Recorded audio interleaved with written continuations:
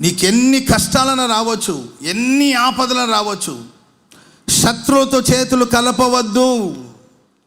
సంఘానికి శత్రువులతో చేతులు కలపొద్దు. చావైనా రేవైనా, బ్రతికిన చనిపోయినా సంఘక్షేమమే మన ప్రాణం. ఇశ్రాయేలు ప్రజలకు నేను అధిపతిగా దేవుడు నిర్ణయించాడు. ఆ ప్రణాళిక నెరవేరడానికి కొంత సమయం పట్టొచ్చు. ఈ లోపల సౌలు కలవరాన్ని కలిగించవచ్చు. అంత మాత్రాన వెళ్ళి నీవు శత్రువుతో చేతులు కలపొద్దు.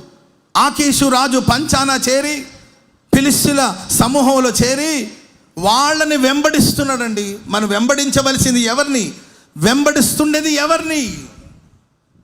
మనం ఉండవలసింది ఎక్కడ? మనం ఉంటుండేది ఎక్కడ? చాలా సందర్భాల్లో ప్రేమైన వల్ల మనం పోగొట్టుకోవడానికి మన అవివేకము, మన అజ్ఞానము, శత్రువులతో చేతులు కలపడం, దేవుని వాక్యానికి వ్యతిరేకంగా ప్రవర్తించడం, నీ బాధ్యతను నీవు మర్చిపోవడం.